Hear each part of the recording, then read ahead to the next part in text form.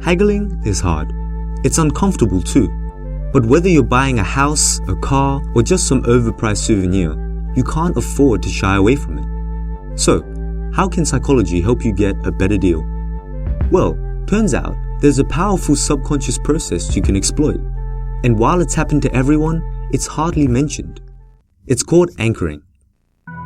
Now, anchoring states that in unfamiliar situations, our minds rely too heavily on the first piece of info we see. All thoughts and information that comes afterwards are interpreted based off that initial info.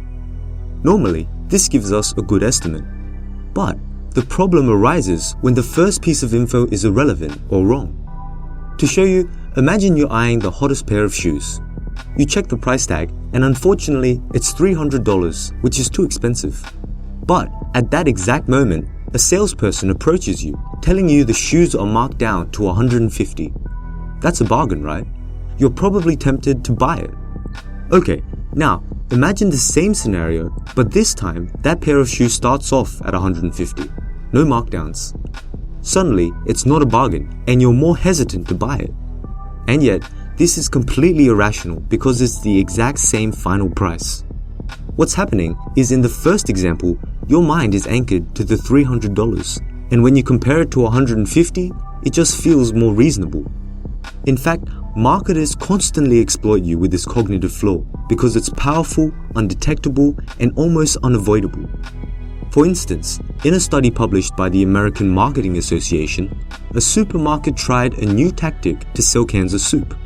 They told everyone that there was a 10% discount off the cans of soup and enforced a limit of 12 cans per customer.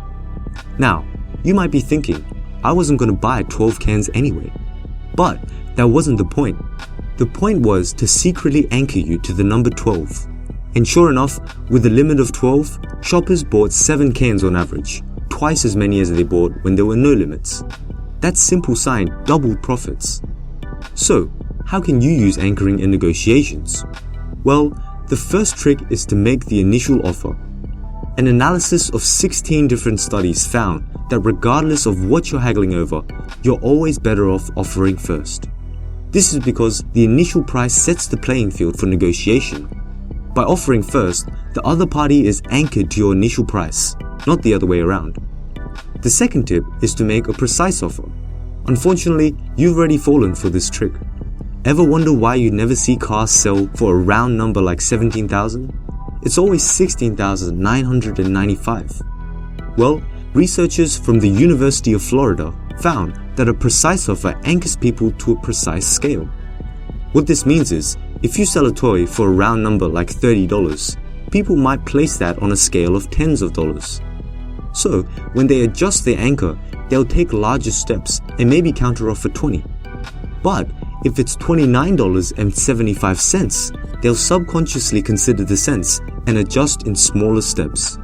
Therefore, they stay closer to your bid and you get a better deal. Overall, a great negotiation tactic is simply to make a precise first offer. So, be cautious of anchoring the next time you're doing business.